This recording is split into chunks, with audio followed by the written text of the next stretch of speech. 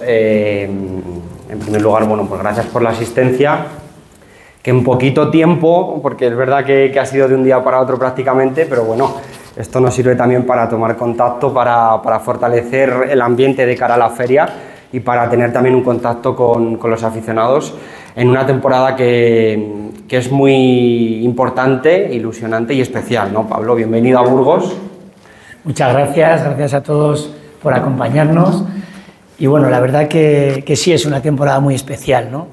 Muy especial porque en una carrera longeva como la mía, que ya casi hace, el año que viene hará 40 años de mi debut en mi pueblo, y con unos números abrumantes, ¿no? Cuando miro ahora hacia atrás, más de 2.600 corridas toreadas, todo un récord, yo creo, en la historia del toreo, y además, pues, por toda la piel del toro, ¿no? Por distintos países, pero nada más que me falta debutar en las Islas Azores, lo cual espero que a lo mejor el año que viene pueda hacerlo, pero he toreado en Estados Unidos, en California, México, Colombia, Venezuela, Ecuador, Perú, Francia, España, Portugal, o sea, en todos los países donde se dan toros, ¿no?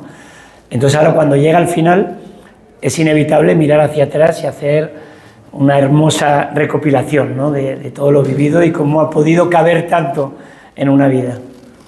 Bueno, lo primero de todo, darte las gracias porque mañana toreas en Badajoz, has hecho el esfuerzo de estar hoy aquí con todos nosotros, cosa que te agradecemos, un gesto que has tenido con la afición de Burgos, que aunque no has tenido muchos paseillos aquí, lo comentábamos antes, sí que hay un vínculo importante, ¿no? Sí que ha habido triunfos y tardes importantes aquí en Burgos. Sí, el primer vínculo me viene pues porque cuando quería ser torero, recuerdo que era la época de Espartaco, del maestro Espartaco, de Fernando Lozano, recuerdo porque vine a ver un cartel de esos aquí a Burgos, ¿no? Me escapaba y pues en la cercanía de Navarra iba a impregnarme de fiesta taurina y recuerdo que venía aquí algunos años, ¿no? a ver toros. Después es una plaza en la que he toreado 9 tardes, no es de las que más he toreado, pero siempre en carteles muy diversos, ¿no? 2 corridas mixtas.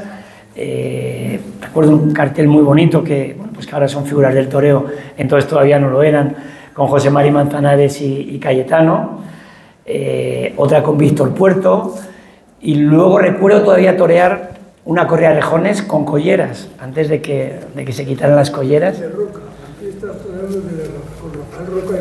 Así es. Y también con varios encastes, ¿no? Ha sido una plaza donde, no sé por qué, pero hoy haciendo un poquito de memoria, donde he toreado muchas corridas diferentes, ganaderías, diferentes encastes. Recuerdo una corrida de Peñajara, muy seria, muy dura, una de Paco Ojeda también, del maestro Paco Ojeda, otra de su apoderado José Luis Marca, Terrón, Murube, Castilleja o Castillejo de Huebra. O sea, sí en esos 9... Nunca has rehuido ningún tipo de encaste ni ningún tipo de ganadería. ¿Sabes qué ocurre? Que, bueno, intentas torear lo que mejor se te da, pero en aquellos años que toreábamos 90, 100 corridas de toros, había que torear de todo, porque no había en el campo, en las ganaderías que te gustan, no había lo suficiente, ¿no? Entonces, no rehuíamos a nada y, bueno, pues recuerdo también matar Pablo Romeros, guardiolas, absolutamente todo lo que había en el campo. Las duras también, las muy duras. Las muy duras también, sí. ¿Cómo es ese cambio? O sea, las corridas que denominamos duras a pie, ¿cómo funcionan en rejones? Mira, lo peor de una corrida dura sin rejones es la resaca que te pueda dejar en los caballos. Tú toreas una corrida mala, te hace pasar un mal rato, pero bueno, tú te dices a ti mismo, ¿no? Oye, mañana hay una corrida más dulce y no pasa nada, esto era una corrida dura y nos hemos mentalizado para ello. Claro, al caballo, cuando un toro lo asusta, tú no le puedes explicar que era una corrida dura y que la de mañana va a ser suave.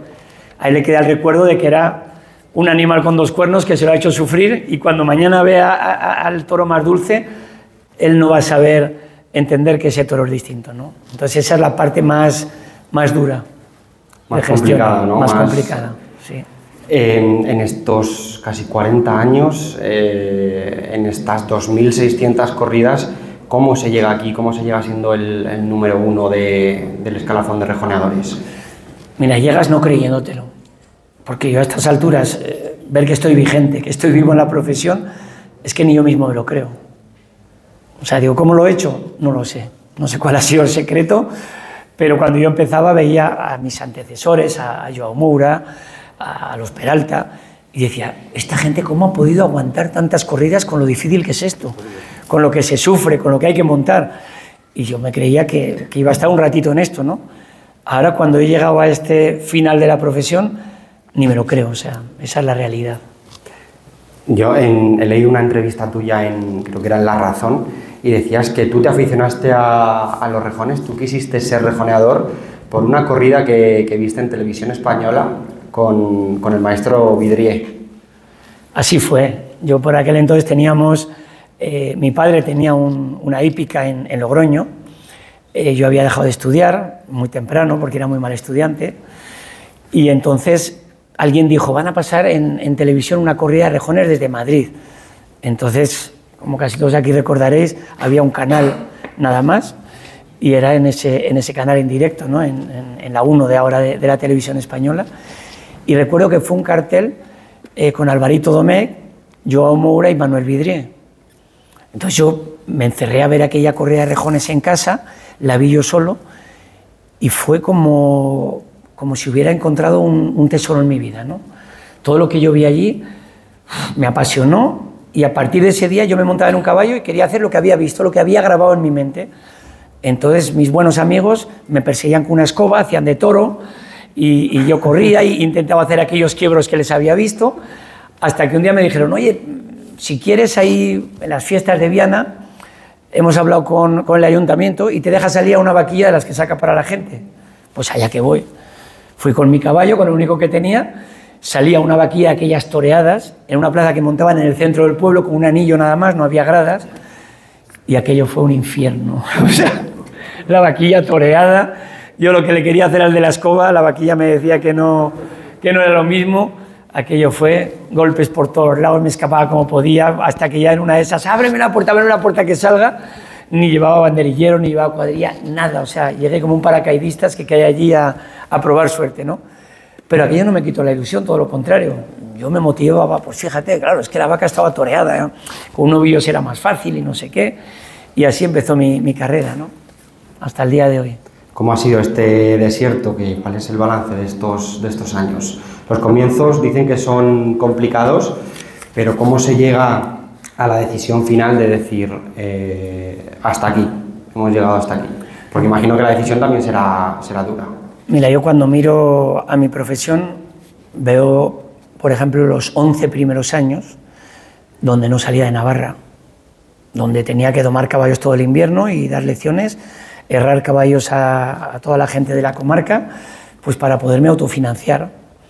Y llegaba la temporada y como solo toreaba en Navarra, pues la temporada empezaba en San Fermín, que era la primera feria, y terminaba en Sangüesa en septiembre. O sea, duraba 3 meses o 2 meses y cachito, y vuelta a trabajar otra cantidad de meses para poder llegar al año siguiente preparado, ¿no? Pero fue muy bonita esa etapa también.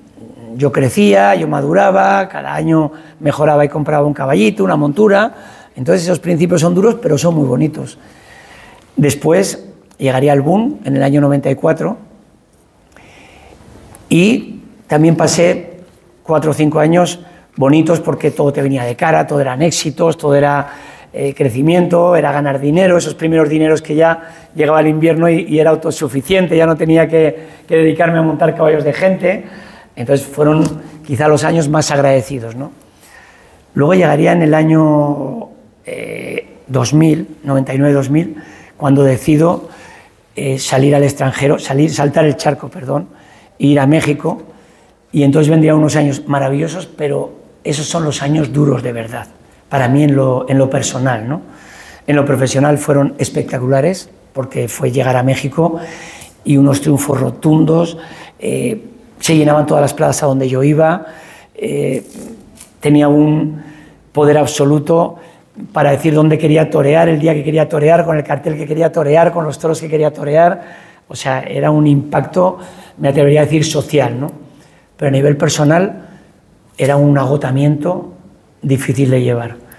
Durante 10 años nunca descansé más de 5 días entre corridas.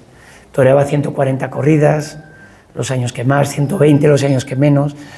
Entonces yo sentía a los caballos cansados, yo cansado, mi familia la arrastraba para allá y para acá, los niños pequeños. O sea, era muy difícil de llevar todo eso y había días que me vestía de torero y ahora lo puedo decir, decía, ¿cómo le voy a hacer? Era un agotamiento, decía, ¿de dónde voy a sacar fuerzas? Estoy agotado, estoy flaco, no estoy comiendo bien, estoy saturado de entrevistas, de gente, intentaba esconderme de todo en los hoteles, no salir de los hoteles. Y ahí sí pasé una época de 8 o 10 años muy dura, muy dura. Recuerdo una frase de Martín Arranz, que me apoderaba entonces, que me dijo, mira, te vienen ahora unos años duros, pero en 2 o 3 años puedes solucionar tu vida. Entonces tienes que hacer el esfuerzo. Pero esos 2 o 3 años se convirtieron en 10, 12 años, aquello no acababa nunca y yo no era capaz de cerrar el grifo tampoco, ¿no? Quería darlo todo y ahí sí me pesó muchísimo. O sea, que es curioso que fíjate, la popularidad, el que te vayan las cosas bien, también se sufre. Sí, se sufre mucho. Se sufre porque, como te digo, hay días pues que lo has pasado mal el día de antes, que tienes un caballo malo y otro cojo y empiezas a tener menos herramientas para defenderte. Llegas a Bilbao en el mes de agosto y dices, ¿cómo le voy a hacer si llego con media cuadra? Y yo estoy agotado y moralmente es que ya no me quiero ni poner delante del toro, o sea, ya no me queda ilusión, ¿no? Perdías esa ilusión, ¿no? Y pierdes la ilusión, pero ¿sabes qué ocurre? Que cuando te vistes de torero y llegas a la plaza, otra vez surge el milagro y tienes un éxito y entonces dices, aprendes a gestionar ese agotamiento como diciendo, no le hagas caso a este demonio que te dice que no puedes, porque cuando llegues a la plaza seguro se va a hacer el milagro y vas a poder, ¿no? Pero es una lucha interna entre el que te dice que no y el que te dice que sí, que pesa muchísimo, muchísimo. Tu propia familia te dice a veces, ya párale, o sea, ya párale, estás agotado, ya no puedes, ¿no? Y tú con ellos te abres y les dices, oh, es que estoy agotado, ahora he llegado de Francia y tengo que salir para Córdoba y estoy agotado y he parado en casa un momento. Y intentas, en tu casa siempre era como que cargar las pilas de energía, ¿no? Pero a veces ya ni podías.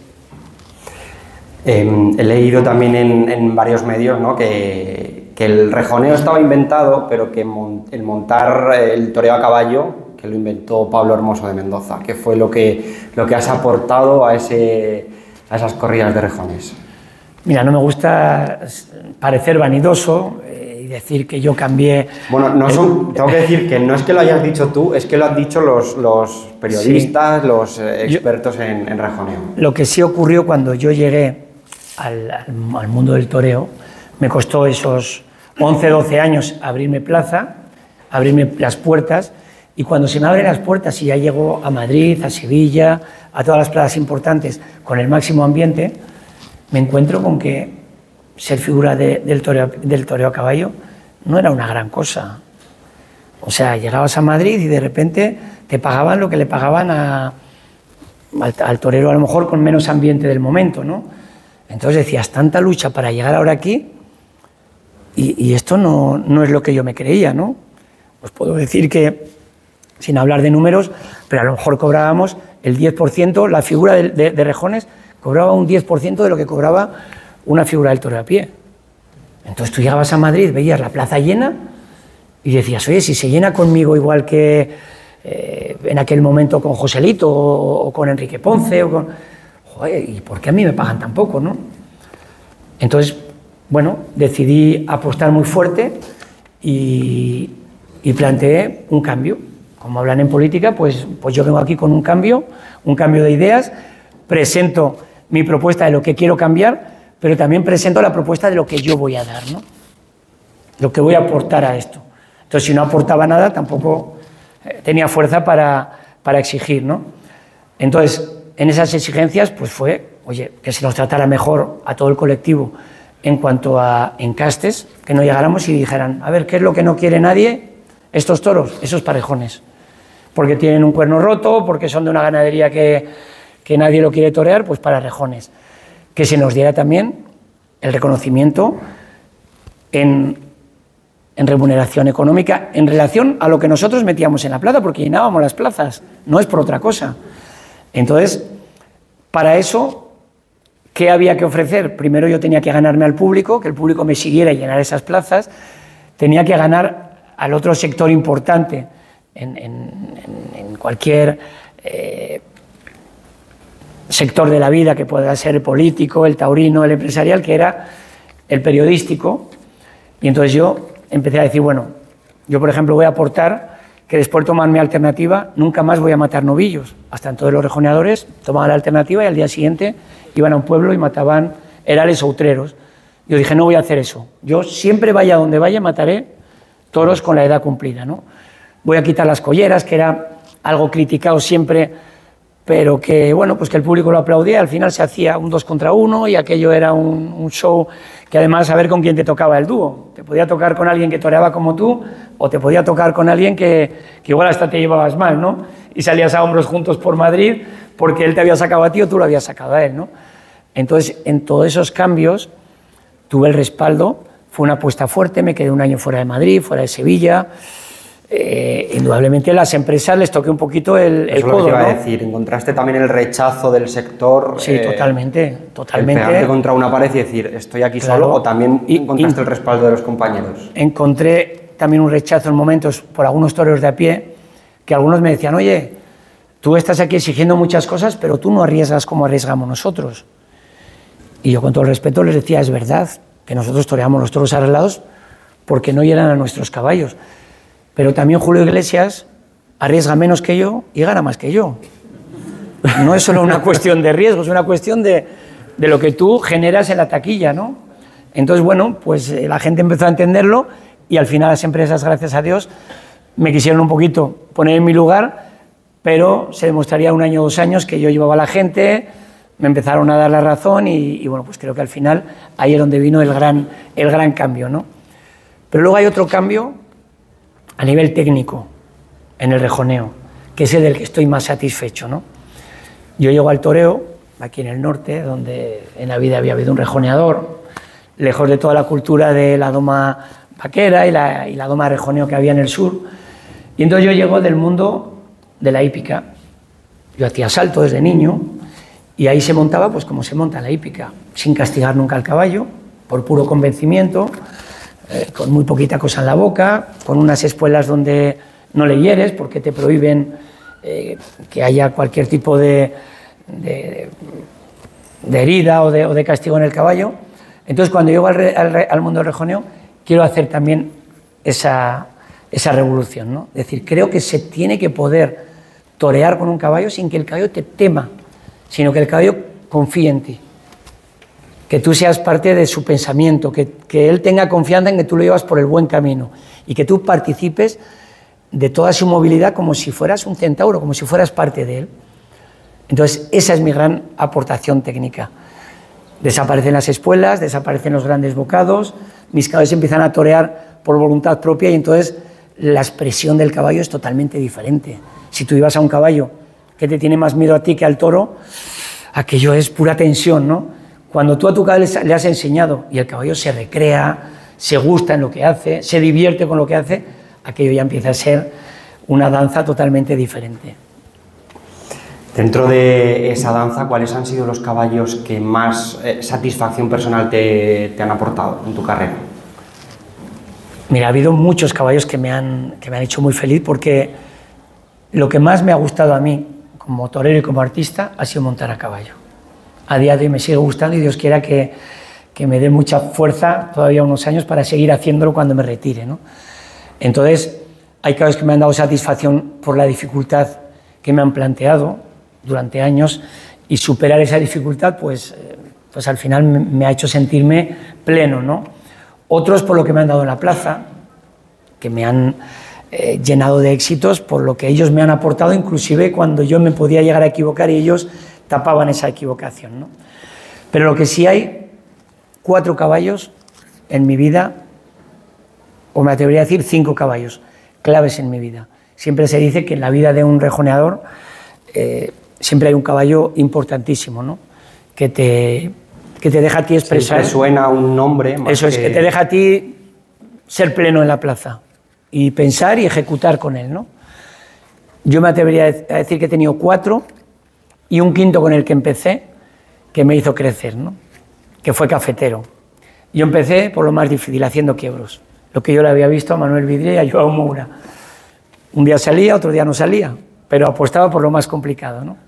Y ese fue cafetero, un caballo que en aquel entonces costó como 400 euros a mi padre o así, lo domamos en casa y fue pues con el que yo crecí, y lo mismo me iba a dar un paseo por el campo o hacer una etapa del Camino de Santiago, como tan pronto me ponía a querer torear con él, o sea, hacía de todo. Pero después llegaría Cagancho, que fue la primera estrella de mi vida, y fue el caballo con más popularidad de la historia del mundo del toreo. Siempre cuento una anécdota que lo caracteriza, de llegar al sorteo con los hermanos Domé, con Moura, con las figuras del momento. Llegábamos hablando al sorteo y se acercaba alguna persona y nos preguntaba: oye, ¿cuál de vosotros es el que monta Cagancho? O sea, era más popular el caballo que nosotros. La gente venía a verlo, a hacerse fotos y luego preguntaba: ¿quién es el que lo monta? No sabía si eran los Domecq, o si era Moura, o si era yo, pero al caballo lo conocían, ¿no? Entonces fue un caballo con una personalidad eso tremenda. También identifica al rejoneador, eso también te hace crecer a ti también en popularidad, en reconocimiento, ¿no? Entre los aficionados. Totalmente, y además plasmaba un poco mi manera de ser. Cuando yo tenía un éxito, me entrevistaban y yo hablaba del éxito de mis caballos, no del mío. Entonces decía: pues ha estado bien Cagancho y sin embargo Chicuelo me ha peleado un poquito, no ha estado al nivel o lo otro, y entonces ya empezaban a ser estrellas los caballos en el espectáculo, ¿no? Después empezaríamos a sacar sus nombres para que la gente los conociera y empezaban a tener un protagonismo en la corrida que antes no tenían. Y luego vendrían Chenel, Disparate y Berlín, que han sido 4 caballos de uno que puedes tener en tu vida y darte por satisfecho. Han sido 4 con los que yo me he sentido pleno en la plaza y que podía torear, inclusive cuando iba, por ejemplo, a Lisboa, que es una plaza muy exigente en el toreo a caballo, que podía hacer el tercio de banderillas entero, poner 6 banderillas de principio a fin con un solo caballo. Solo lo podía hacer con esos 4 caballos, porque tenían repertorio, tenían condición física para aguantar esas 6 banderillas y además el poder suficiente para medirse con el toro e ir gastando su energía a la vez que gastaban la del toro. En los comienzos hablábamos de que siempre suelen ser duros, ¿no? Siempre suelen ser complicados hasta que uno se da a conocer. Cuando tú te aficionas a esto y coges como referente al maestro Vidrié, en algún momento él te dice: mira, niño, tú no sabes lo que estás diciendo, es imposible que llegues a algo. ¿En algún momento te echa para atrás? Sí, hay muchos momentos de dudas, de inseguridad. Yo era una persona muy insegura y me veía casi como acomplejado, ¿no? Cuando toreaba, por ejemplo, en mi pueblo, ya con algunas figuras, joder, los trataba con una admiración, con un... me atrevería a decir hasta con complejo, ¿no? De decir: joder, yo aquí a dónde voy, soy un osado, ¿no? Pero es verdad que me ponía unas metas para nunca ser un resentido de la profesión. Entonces yo me ponía metas como decir: si un día llego a tomar la alternativa y mato una corrida de toros, joder, me puedo ir de esto ya con una satisfacción muy grande. Es que no es cualquier cosa, oye, enfrentarme a 2 toros con 4 años y torearlos, pues ya podré contar a mis hijos que, joder, fijaros, yo tomé la alternativa en tal plaza y fue súper emocionante y llegar a ese momento y tal. Entonces me ponía esas metas y cuando la conseguía, pues ya decía: joder, a lo mejor puedo torear un año la Feria del Toro de mi pueblo, de Pamplona, de la capital de Navarra, ¿no? Y me ponía otra meta. Y ya llegaba a torear esa, y entonces decía: oye, pues si he conseguido esto, podré conseguir otro poquito. Y así iba creciendo sin tampoco pensar en algo que, pues como lo que he conseguido, porque hubiera sido un osado que además seguramente si hubiera pensado que iba a llegar a esto no hubiera llegado. Y cuando uno ya no tiene más metas que cumplir o que proponerse, porque ya ha pisado todas las plazas del mundo habidas y por haber, ¿qué se pone de meta? Mira, entonces cambia la meta y entonces empiezas a buscar sensaciones. En tus sensaciones siempre te quedas corto, siempre ha fallado algo. El caballo se anticipó, cuando pusiste la banderilla dices: creo que hoy no coloqué la muñeca bien, no lo sentí redondo, eso todavía tiene que mejorar. Este caballo me ha costado ponerlo 3 años y en esos 3 años creo que ha habido equivocaciones que a lo mejor en el siguiente puedo evitarlas. Entonces empiezas a buscar esas satisfacciones, esa plenitud tuya personal y en esa te puedes estar toda tu vida y seguro nunca la alcanzaré. Has mencionado que antes cuando estabas comenzando en los carteles te sentías como, bueno, pues como inferior, ¿no? Con esos complejos. ¿Tú crees que a los jóvenes que están empezando ahora, que comparten cartel contigo, también se sienten así o es diferente? Hay de todo porque la sociedad cambia mucho y hay unos que me tratan de tú con una confianza como si fueran mis maestros, ¿no? Pero yo creo que es un poco educacional, ¿no? Ahora los chavales te han visto en televisión, se sienten con mucha cercanía hacia ti, pero sí creo que soy un privilegiado en el respeto de toda la profesión, ¿no? O sea, todo el mundo me reconoce lo que he hecho para todos ellos, lo que he significado en las mejoras para el colectivo y de alguna manera creo que he sido referente, ¿no? en el propio éxito que he tenido en la profesión, referente para todos ellos. Quizá de alguna manera en la evolución del rejoneo mencionabas que yo sí te voy a tutear, ¿eh? Sí, claro que sí, porque soy joven. Mencionabas que bueno, te tratan de tú y tal, por la evolución de la sociedad también. Antes quizá erais menos accesibles y os prestabais a más cosas, y ahora os prestáis a menos cosas, no hablo por ti, hablo en general del sector, os prestáis a menos cosas, pero sois más accesibles por redes sociales, por medios de comunicación, por este tipo de actos. Sí, a mí me ha tocado en estos casi 40 años unos cambios tremendos, ¿no? Y antes, por ejemplo, ser torero era ser un dios. O sea, tú ibas y decías que eras torero donde sea y joder, era una admiración, pero se habló en círculos sociales, pues en unas bellas artes, llegabas con premiados de todo tipo, del mundo de la música, del mundo del cine, del mundo de cualquier sector cultural, y el torero era como un dios. O sea, joder, es que lo que tú haces, o sea, no, lo tuyo es una cosa. Hoy día, joder, casi nos da hasta respeto decir que somos toreros, ¿no? Entonces, en ese cambio ya cambia el cómo te ve a ti la gente y cómo te presentas tú también ante la gente, ¿no? Y luego el tema de las redes sociales, a mí no me gusta mucho porque no le he aprendido, no le quiero aprender. Y yo era más del tú a tú, ¿no? Del periódico, de la televisión y de la cercanía con la gente, y sigo intentando mantenerla. Mis hijos son ya más de redes sociales porque es inevitable, porque el mundo va hacia ese camino, pero a mí no me gusta porque es muy indiscreto, ¿no? En el tú a tú muestras la parte de ti más noble, pero lo que quieres que se vea, ¿no? Muestras si me estoy comiendo hoy en la Varga una morcilla con huevos fritos a la noche y no me interesa que nadie lo sepa. Y hoy día en las redes sociales pues se muestra todo, ¿no? Los huevos fritos, tu perrito cuando lo sacas a mear y todo, absolutamente todo. Y eso creo que no... mi padre me decía mucho que lo que hace la mano izquierda que no se entere la mano derecha. Pues es verdad, esa privacidad, ese misterio de las personas, creo que es bonito mantenerlo. Eso es lo que te iba a comentar, ¿no? También se pierde un poco el misterio y la incertidumbre de lo que es el toreo, ¿no? De lo que es la tauromaquia. Claro, y yo a veces pues puedo mostrar cosas de mi casa para que la gente vea un poquito cómo vivimos los toreros en el trabajo, pero no la privacidad de mi casa, ¿entiendes? El día a día, cuando yo monto con el pantalón roto, con unas botas viejas, porque me siento más cómodo y así soy, ¿no?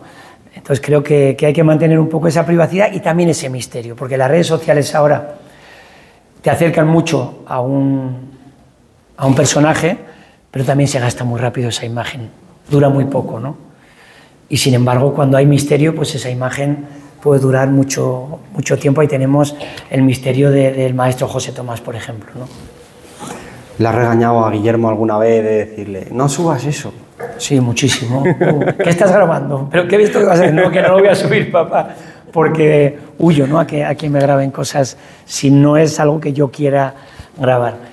Ahora me graba mucho Alba, que está llevando mi Instagram este último año, que es mi hija pequeña, y ya me voy acostumbrando a que me grabe. Y luego le digo, pero muéstrame todo lo que vas a subir. Hay cosillas que no me las muestra, pero ya va aprendiendo lo que me gusta y lo que no me gusta. Es difícil saber lo que es un buen par de banderillas, lo que es un buen quiebro, lo que es torear bien a caballo. No tiene nada que ver con un muletazo, que más o menos todos podemos saber lo que cuando se torea bien o no, pero es más complejo, ¿no? Saber cuándo... Es muy difícil porque tienes que ver la estética del toro, cuando está embistiendo, cuál es su momento. La expresión del caballo. La expresión del caballo, pero del caballo y de todo su cuerpo, ¿no? Cómo está utilizando desde el rabo hasta la nuca. Luego que tu expresión vaya en comunicación, tus miradas vayan en la dirección que va la del caballo y en la dirección que viene la del toro, que ahí se haga ese momento de triología, ese punto aquí adelante donde se juntan las tres miradas y donde está el momento de magia, donde casi se para el tiempo para que tú pongas la banderilla, ¿no? Entonces, en la plaza todo eso te queda en el recuerdo como algo magnífico, porque ha tenido vida, porque ha tenido duende, pero eso lo plasmas en una fotografía mala y todo ese duende desaparece y esa fotografía perdura a tu propia vida, ¿no? Entonces, sí tienes que cuidar mucho esas imágenes que van a perdurar, intentar que sean bonitas, ¿no? Que sí plasmen lo que es tu sentimiento y el de tu caballo. Es con lo que te van a relacionar, con lo que te van a identificar. Así es. Tú ves, por ejemplo, imágenes de toreros legendarios, pues por ejemplo del maestro Ordóñez, ¿no? Y si no hay unas imágenes buenas, porque en aquel entonces había muy poquita grabación, pues todas las generaciones venideras vemos algo y decimos, pues yo creo que no era para tan bueno como dicen, ¿no? Y yo recuerdo ver unas de Santiago Martín el Viti en Sevilla, que se ve que le grabaron su día, y me parece que toreaba como los mejores del momento actual, ¿no? Entonces, creo que esas imágenes son muy importantes, que trasciendan las que uno quiere. Comentabas en una entrevista que a ti te gusta, cuando vas a entrar a un acto, saludar, y cuando te vas a ir, despedirte, ¿no? Como matador, como rejoneador, que es igual, ¿no? Que tenías que decir adiós a la afición, a quien te ha respaldado. Sí, yo pensé, durante toda mi carrera, siempre pensaba, el día que me vaya, ¿cómo lo haré? Diría adiós un día que lo he pasado muy mal y ya, no quiero pasar más estos miedos y estos... O diría un día que me ha salido todo borda y decir, esto es lo que yo quería y ya me voy, ¿no? O haré una campaña, o haré una sola corrida con todos mis compañeros. Al final la vida te va llevando un poquito, la vas viviendo y te va trazando tu camino, ¿no? En México aprendí que irte sin despedirte es una grosería tremenda. El mexicano es como muy protocolario de hola, ¿cómo estás? Y cuando te vas a ir te despides de todos y cada uno y ellos se despiden igual y tal, ¿no? Y entonces dije, ¿cómo ha sido mi carrera? En número de festejos, en números de países, pues tengo que ser congruente con lo que ha sido mi carrera y mi despedida tiene que ser igual, ¿no? Llegar a todos esos rincones hasta donde pueda y despedirme de todos ellos, intentando que sea más que una despedida, yo lo veo como una celebración, ¿no? Una celebración de decir, hemos vivido tantos momentos bonitos, pues vamos a vivir este para que quede nuestro recuerdo. Así es como lo quiero plasmar. Bueno, sí, como una fecha significativa que quieres celebrar con todos los aficionados, ¿no? Sí, porque cuando dices despedida también, joder, es que despedida... Suena triste. Sobre todo si es despedida hasta nunca, ¿no? O sea, que es que ya es el final. Es muy triste, ¿no? Yo sé que no voy a volver a hacer temporada, porque no voy a volver. No es un hasta luego, es un adiós.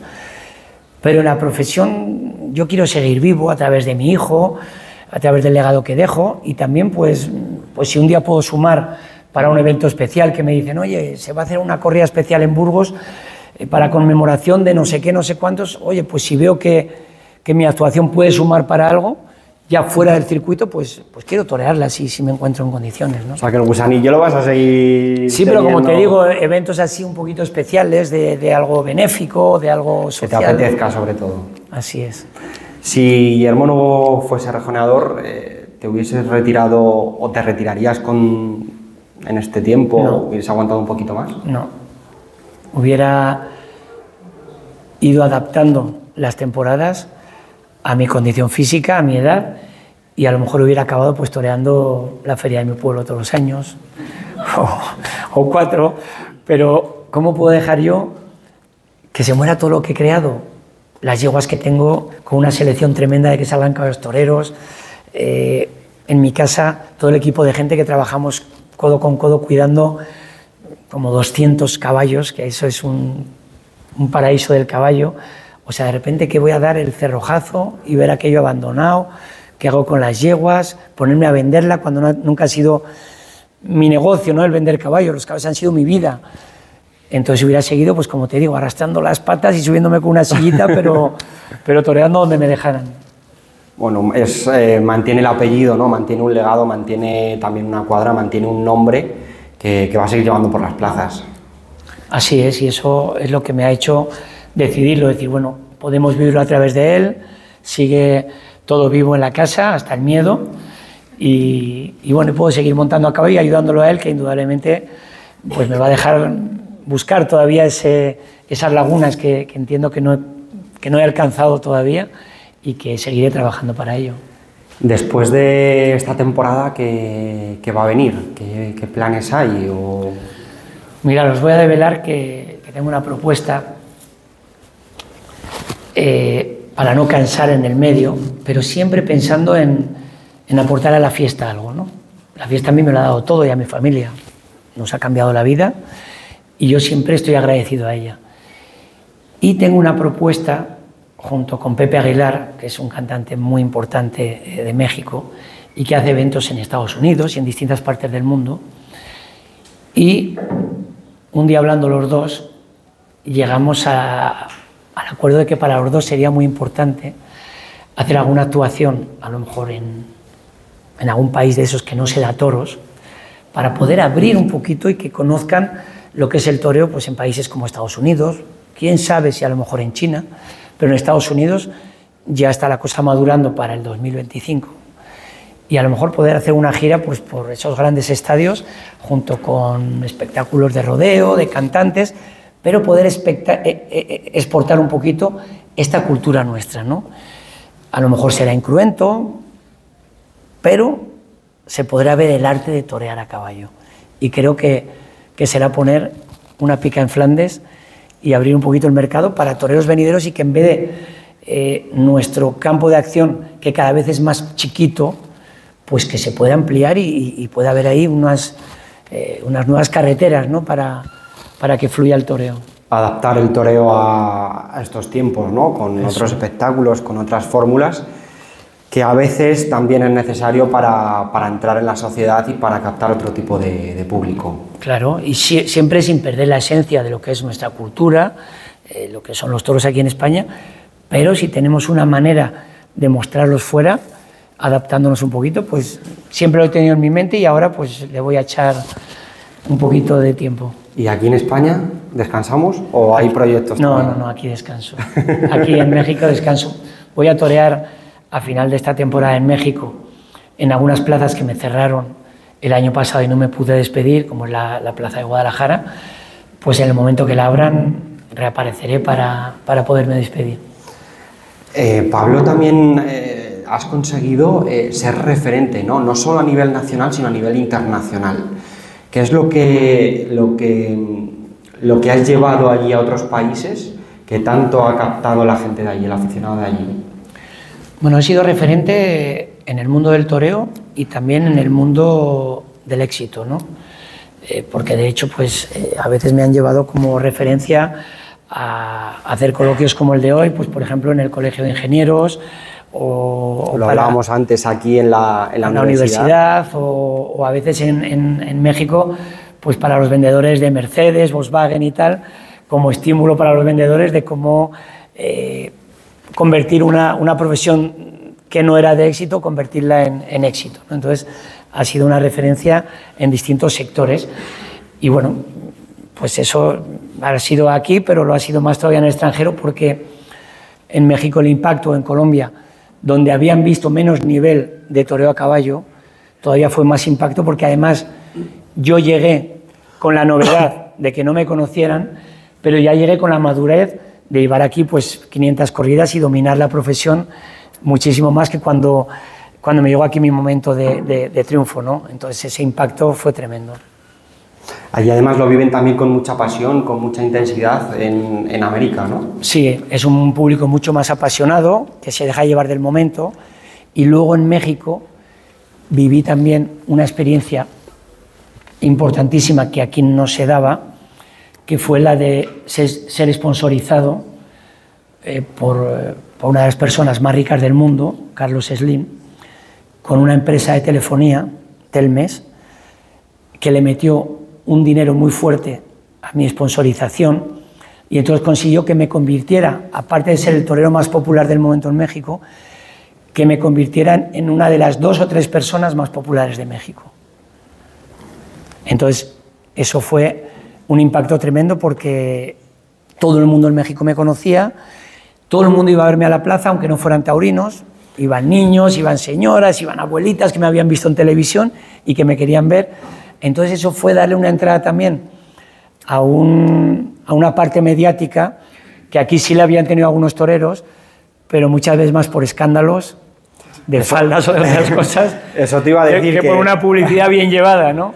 Eso te iba a decir, que claro, en ese sentido, allí en América, en México, iban más adelantados que nosotros, sin sí, miedo a... Hubo menos perjuicios y entonces se unieron a una imagen que había impactado mucho en el país, que era la mía, y todavía la hicieron mucho más grande. Después, a los años, tendría otra sponsorización con Agua Santa María, que era una empresa de refrescos y aguas, y también, aunque era más a nivel estatal, pero también hizo publicidad por todo el país, y eso de alguna manera pues hizo también que muchos sectores sociales que a lo mejor no se acercaban a la fiesta de los toros, pues con todo ese boom publicitario se acercaran. Y lo vieran con más normalidad y con más... normalidad, que te dieran entrada en todos los informativos de más audiencia del país, o sea, fue un impacto muy, muy fuerte.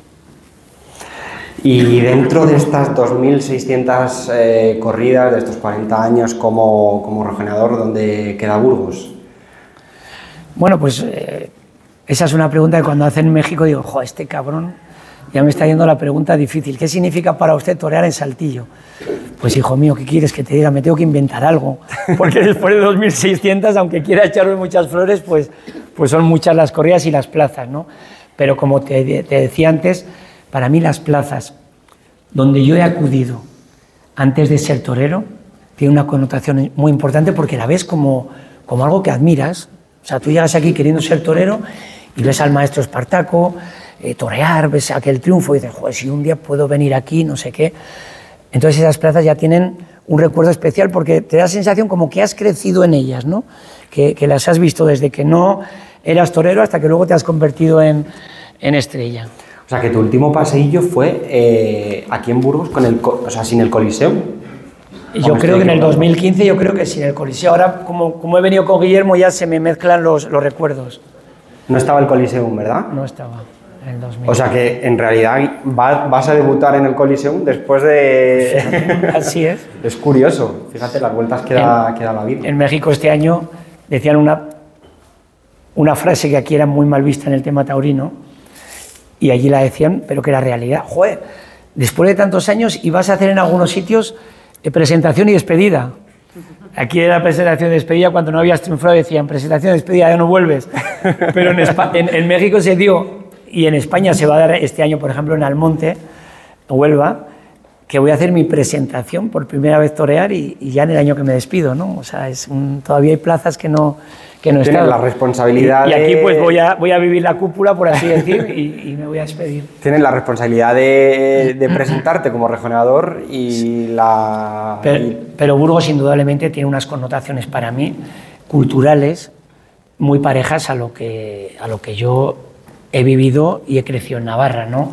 Las peñas, esa manera noble de ser de la gente, a la vez se puede contagiar de cierta frialdad que no te dan coba, pero todo eso se plasma, ¿no?, en el público y se plasma en nosotros mismos. Y yo creo que parte de mi educación y de lo que soy como persona y como torero, pues viene dado por haberme criado donde me he criado. Al final, esa es la realidad, ¿no? Nuestras raíces nos marcan. ¿Cómo es tu personalidad como rejoneador y cómo es tu personalidad como persona?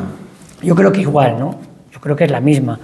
Creo que soy una persona que me preocupa mucho la sinceridad, que siempre intento estar muy alineado con lo que digo y lo que hago y lo que pienso. Esas tres partes siempre intento que estén muy alineadas, ¿no? No pienso una cosa y te digo otra o hago otra, porque me siento mal. Entonces creo que esa sinceridad también la presumo, ¿no?, de ser navarro, que somos un poquito testarudos, cabezones, pero porque lo que decimos, lo decimos porque lo sentimos, ¿no? Y defendemos esa idea hasta las últimas consecuencias. A mí me ha sorprendido tus dos comentarios muy firmes que has dicho. Dice, yo cuando tome la alternativa no voy a matar ningún novillo más y cuando me despidan no voy a volver a los ruedos.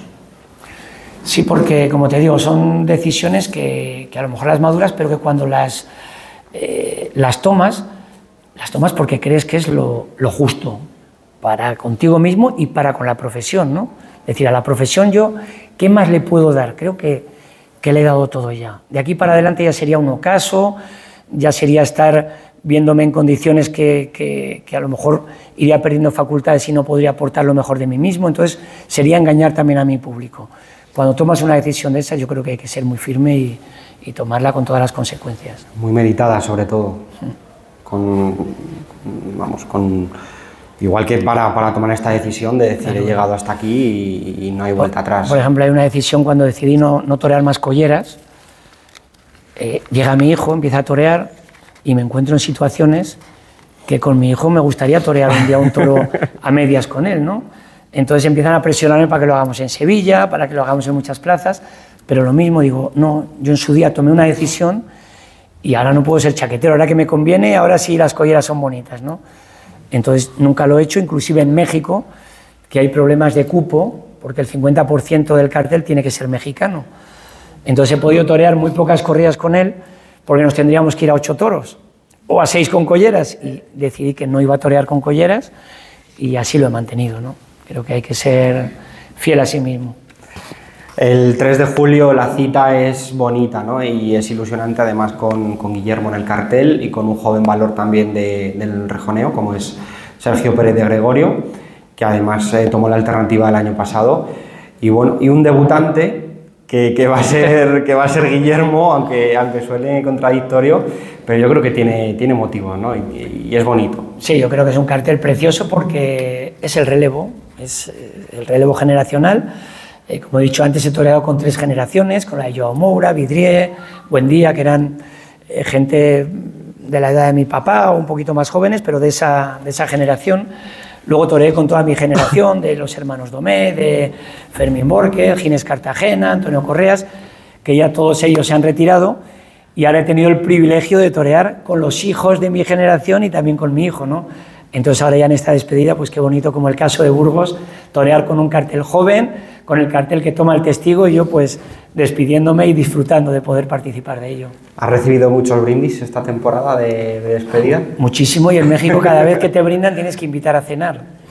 Es costumbre. Eso es peor, eso es peor. Ahí ando escaqueándome porque si no me van a acabar. Sí.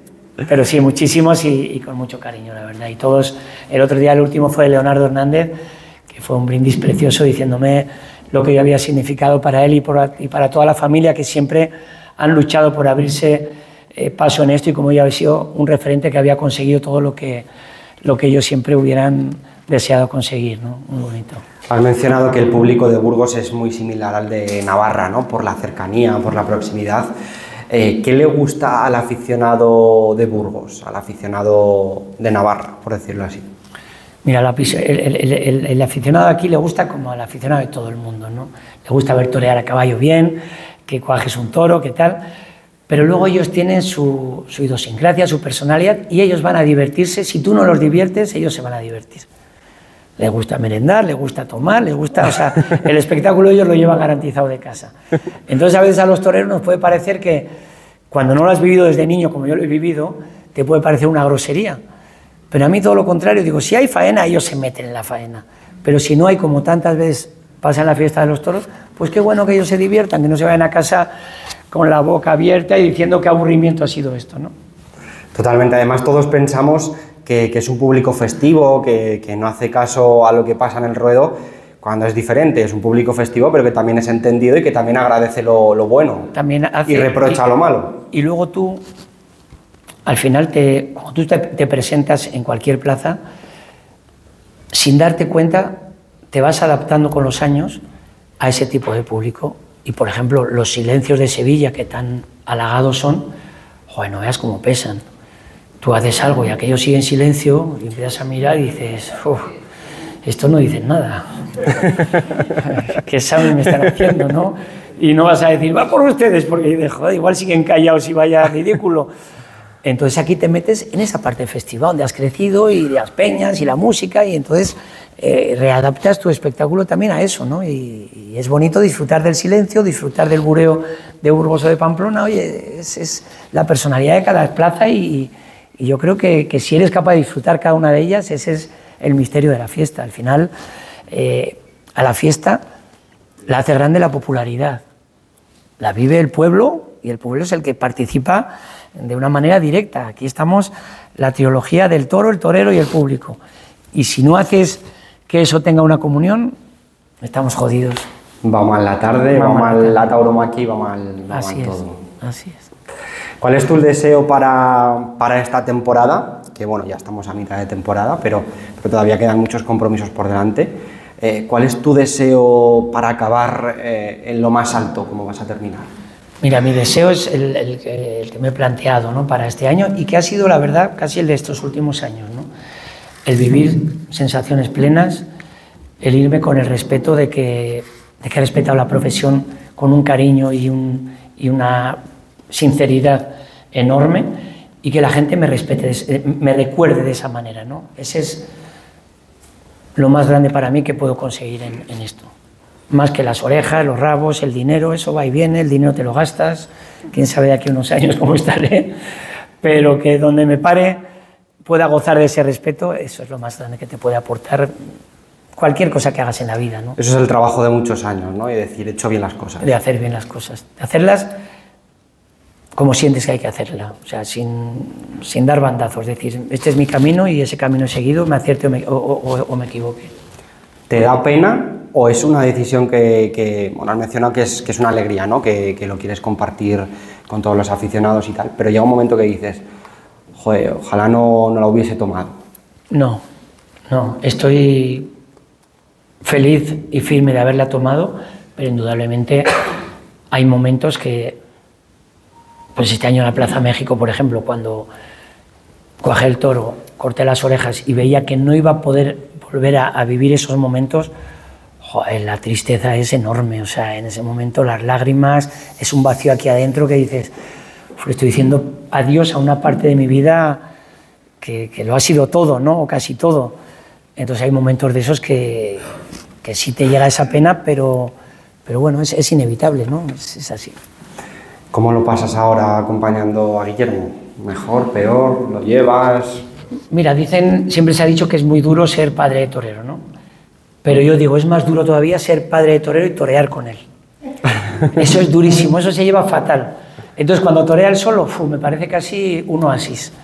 Pero cuando vamos los dos, empezamos, 2 camiones de caballos, 18 caballos, ajustarlos, bañarlos, el equipo de gente, estos son los de Guillermo, estos son los míos, pero si me hace falta uno de los de Guillermo, sacaré este y este, esos son los mixtos, y si a Guillermo le hace falta uno, y empiezas a pensar cómo vas a jugar toda esa baraja de cartas, al final se quedan caballos sin sacar que los tenías que haber sacado, porque los has guardado tú para él los ha guardado para ti, o sea, esa parte es complicadísima, tienes tu miedo como torero, y a la vez tienes tu miedo como padre, y todo lo que le sumes a lo que ya va sobrando el vaso, ya es durísimo.